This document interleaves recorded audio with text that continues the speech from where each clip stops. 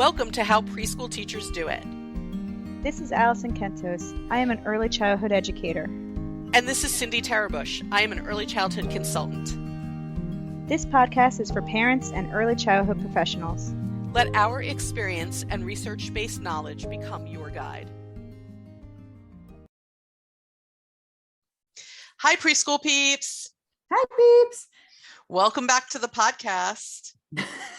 We were talking about what prompted this episode. I work with programs that have been either purchasing or updating the shirts that they provide to their staff to wear during work, which personally I think is a great thing. I had that even years and years and years ago.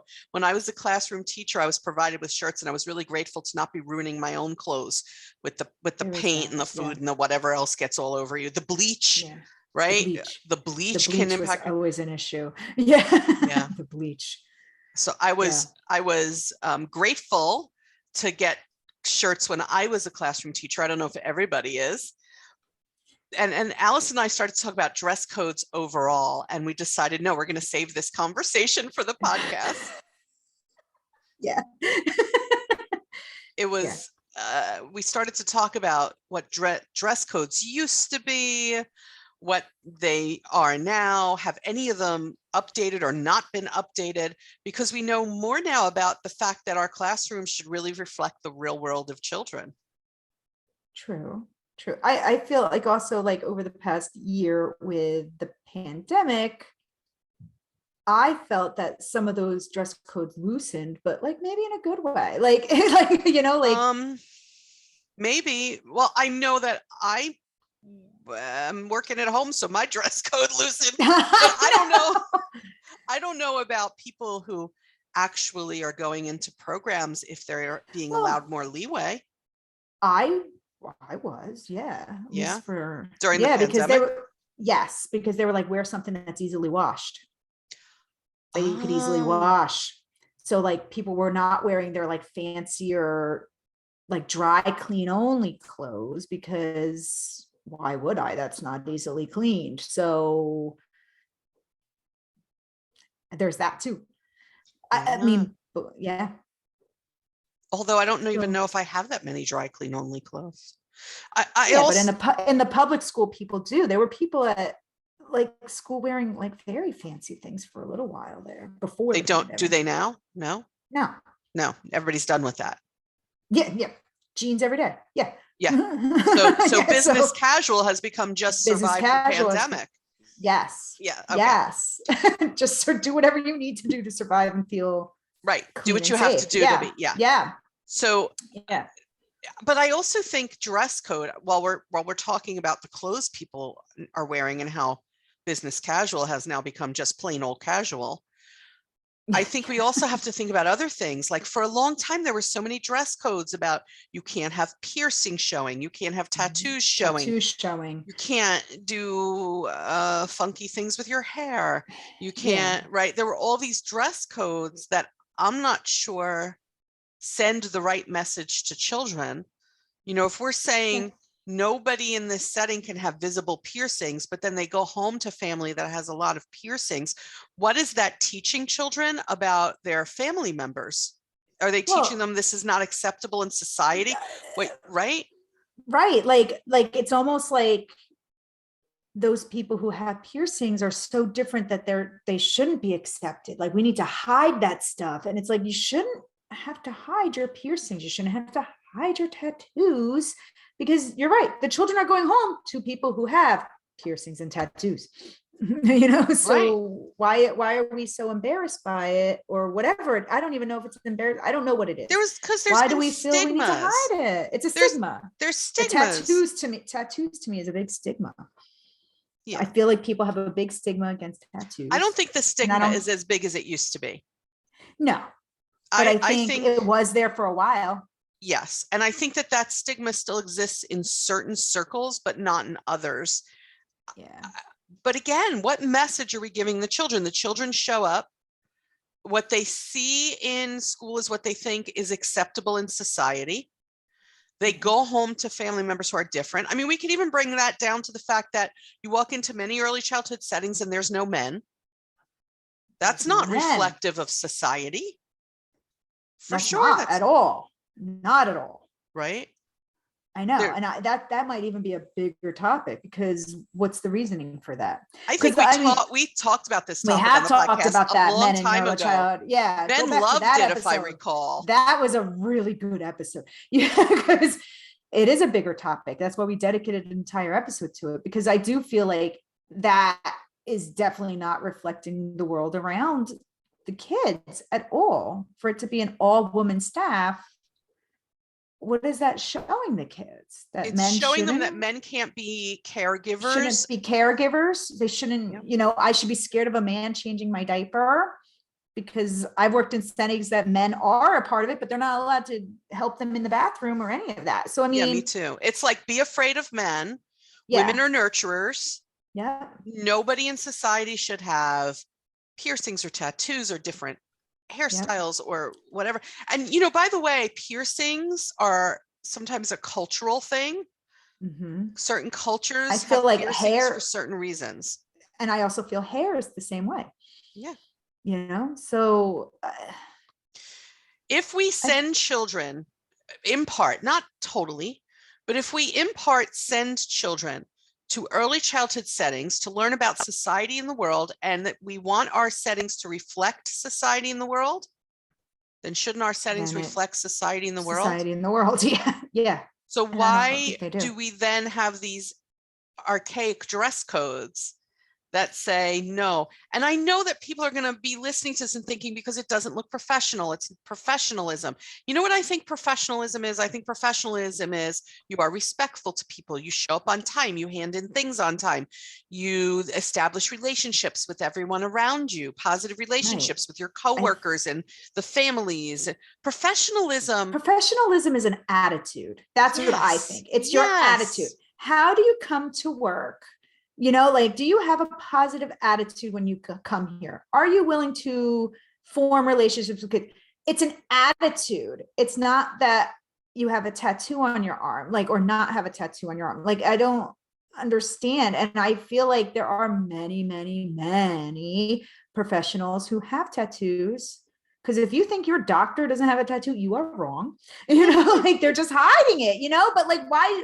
I don't feel like they should have to hide it there either. I don't feel like we should have to hide tattoos. And I don't feel like we should have to hide who we are. And maybe that's the biggest message. Maybe that's what that comes across to children, that there are people here who have to hide who they are. Who I think it's a terrible message to send to young children, because what it does is it promotes continuing stigma. Yes. You're teaching them to hide who they are. Instead of teaching children, live and let live. People can make decisions about certain things for themselves. That's not up for us to judge. That's not up to us to decide if they were right or wrong. That's their life and it's not harming anybody. Yeah. Then what we're doing, if we say, no, they cannot be themselves, is we're demonstrating to children that certain people don't have belonging. And if you want to belong, you have to conform. And so let's keep the stigma in place. Yeah. But then it just keeps going around and around and around, right? Yeah. Because this generation will grow up with these stigmas. Yeah. And we want to break the stigmas of so many things, not just appearance, but so many things. Yes. It's sort of like this too. Every time we say to a child, a child who's going for maybe mental health help, or their family has a mental health professional that works with them. I feel like that's one of the biggest stigmas out there. It is. And every time we say to kids, this is the family's business. Don't tell anybody. Don't tell anybody. We attach shame to it. Why? Yeah. I don't think that we should be attaching shame to the things that children see around them that are not harming anybody. Right. I fully agree that sometimes people will show up in an early childhood setting dressed in a way that is inappropriate. I get that. Right. I've seen it. I've dealt with it as an administrator. I know it. You have to have a clear dress code, and the dress code should be about looking neat, right, you shouldn't be exposing too many things. Right. Your skin, whether you're male or female, you shouldn't be exposing. There can be rules around that. And Yeah. frankly, if we don't like the way people are dressing, then we do need to take a little bit of our budget or fundraisers or something and provide these people with clothes so that they can dress Yes. the way you want them to dress. I personally, when I walk into programs and they all have on like the collared shirt or the t-shirt that has the school name and they're not exposing skin because they all fit well or whatever it is, I think it's a nice team look. We are the Yeah. team. Also, as someone who walks in, it's kind of like families do, especially the first time they walk in. As someone who walks into settings, it clearly shows me who works there and who doesn't. Right? Yeah. I walk in, I'm looking for who I can ask a question or who works here. I go over to the person wearing it, kind of like you would in any place where people wear the clothes of their workplace. Okay, I can see that. I'm not mixing I them could up see that. with people who Yeah. just are, the parent organization people who are helping out in the office. Like I'm not mixing them up with Yeah. those people. I know who works Yeah. there. I know who I can go to for my questions. I'm walking down the hall. I have a question. I see somebody wearing that. I know who works there. That's not a terrible thing, but I'm going to just reiterate that I think the biggest value of it is that we're not asking people to ruin their own clothes with the bleach and the art and all that stuff. I know. I'm not expecting you to replace your own clothes all the time is the bigger point. I'll replace your shirt. I'll replace your clothes. Yeah. Right. So long as you are replacing them, because I've worked at places where they gave you 2 shirts for the entire week. Ew, Okay. ew, And no, you have to have so I enough was where people can then wash. doing laundry every other day. And if it got ruined, they didn't give you another one for another year. No, But I wasn't allowed to wear my own clothes. budget So there's that properly. too. So you people. have to, it has to like, yeah. You have to have enough shirts that they can get through at least a few days, don't you think? 5 days, right? 5 Monday to through Friday. like Mhm. because they do get yucky. To expect to give out 2 shirts and expect people to wear that, the kid snotted on you. Ew. See, this is why I have a little bit of a different opinion than that, because those are the places I work. Here's your 2 shirts. Have fun. You have to make them work for the entire year. That's not realistic. You're washing them every other day, so they're falling apart. But don't wear your own clothes. It was like ridiculous. So I feel like why as a professional can't I wear what I feel comfortable wearing to school, which is not, and it's not inappropriate for me to wear this. Why do I need to wear your shirt too?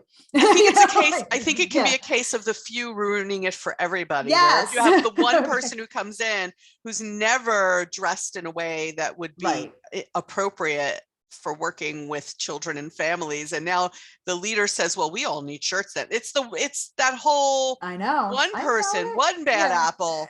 I know. I I hear that too, but I'm just yeah, I hear that too. But overall, what we're saying is, think about what you're saying about people's appearance, and is it harming anybody? Does it reflect the real world? I know people are going to say, oh, we can't have people with all these things because the families won't want to enroll. Maybe in your verbiage on your website, or when you talk to people, you should say it's very important to us that our staff reflect the real world of children, because we want them to understand that the people they may encounter in their families or among their family friends or whoever they see in the world, that everyone has a right to belong, and everybody has their own culture, their own beliefs. There are some cultures who believe in these things, some people who do not, but our classrooms reflect the whole world, so that your children know that in society, we believe in belonging. I think if you talk to families about belonging, and we don't want children to feel shame about their family members, their family's friends, anybody they may encounter outside who has these things. I was just going to say, it doesn't even have to be a family member, right? Like you go to the supermarket and you see a person who has multiple piercings. You don't want your child to be judging them, scared of them. Like you want them to see that person as the person inside, not like all these piercings. And when you make it about the appearance, then you're like judging a book by its cover kind of thing. And I feel like we want kids to start judging Like, oh no, that's just a person who could help me if I got lost in the supermarket. You know what I mean? Like, instead of being afraid, it doesn't even have to be people in your family. It could be just out in society. Like, I'm out at the mall Christmas shopping or whatever, and I see a person, I shouldn't be scared of them. I shouldn't judge them. And if your personal family values are different, if your personal family values are, no, we don't want you to do any of this, then you have to have a conversation with your children. Yeah. Listen, people who don't celebrate Christmas have to have a conversation with their children. People, Right. Yeah. right? People Yeah. who, whatever happens in programs, a kid comes in and curses and your child comes home and curses. You have to have a conversation with your child and you have to say, in this Yeah. house, whatever. So people can see things, children can see things in the outside world, and you can take them and you can say, listen, in our family, we would prefer that you didn't do these things, and here's why, or maybe Yeah. here's what our Yeah. religion says, or here's whatever, Yeah. I don't know. Yeah. Here's what our culture believes. Here's, we Yeah. would prefer that you don't do these things, and here's why, is what you have to tell children. They have to know why. You Yeah. can't just look at kids and say, you're not allowed to You do can't that. do that, because You have then to- what? They're gonna do it. You have to tell them why, Yeah. right? Yeah. But you set up the rules for your family, but children also need to learn that that's not the rules the whole world lives by. That's not society's rules. Those Right. are family rules, and family rules are different than school rules, and school rules are different than family rules, and all of that is different than society's rules. So you just remember, if you're thinking, but I don't want my kids exposed to that because then they're going to want to do it. Your kids get exposed to a lot of things when they're in a setting with other people's children. Yeah, more than you realize. They hear and see a lot of things. And if it comes home or you understand that happened, then what you do is you have a conversation with your child to set up your family boundaries. Period. The end. Right. So you can still set up your family boundaries around all of this. Yes. And that's your job. I feel, as a parent, one of your jobs as a parent is to teach your children about your beliefs, whatever they are. Right. And hope that they learn as they grow up. But I feel like these are learning experiences. If they see someone and then you go home and talk about it, that's real life. And then because they saw it, they'll be more apt to learn from it. They will, because they saw it. So what we're basically saying, to sum up this episode, is, could we please live and let live within limits? Those limits being total inappropriateness. Live and let live. Yeah. Yeah. Because the children are at the stage, said Eric Erickson, where they develop things like guilt and shame. So can we please not? Can we just not? Live and let live. I think that's going to be my theme for 2022. Live and let live. I think I'm just going to keep saying that to people. Yes, let's hope it sticks. People who are like fighting on social media, live and let live. I can't do it. People who are fighting over pandemic issues, just live and let live. I really just can't. Mine's going to be like, can we just not? Can we just not? Can we not? Can we just, Can we just not? Let's not do it. Let's just not. Let's not do that. We're so done. And on that positive note, we want to wish everyone a happy new year. Happy New Year. Yes, indeed. I saw the greatest meme on social media, and I'm going to butcher it, but it was basically like, instead of ringing in the new year, can we just quietly tiptoe into it so that maybe it won't notice? Oh. I saw something similar. My friend posted like, okay, no one say this is going to be their best year. We're just going to go in. We're not going to touch anything. We're just going to let it come. We're just going to, I'm not touching anything. I'm not going near it. I'm going to tiptoe. And that's kind of how I did 2021. It was my very first year. I didn't stay up until midnight to watch the ball drop.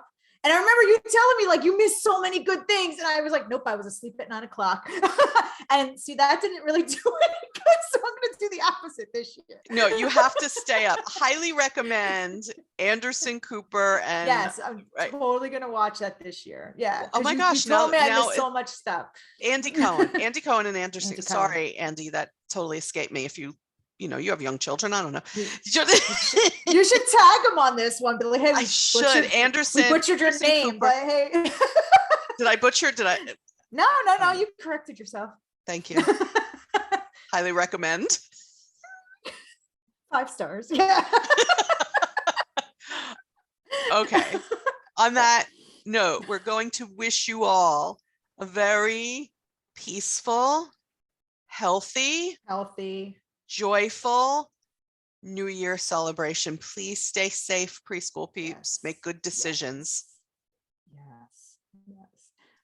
And we will, we're not even going to say we will catch you next time. We're going to say, be with you in 2022, when Allison and I are cooking up some really cool ideas and surprises for this podcast and for our Yes, listeners.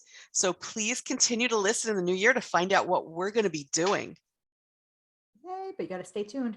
Yeah, because it's not going to happen immediately. Right. We say that. And then like next year we'll be like, oh yeah, remember all that stuff we said we would do in 2022? Yeah. For 23. No, we're really going to do it. But we're doing it. We're doing it. We're doing it. We're really doing it. Yeah. I wrote Okay. it down. Therefore, I'll do it. Therefore, it will happen. Yeah. Have a good New Year celebration, folks, and be safe. Bye, peeps.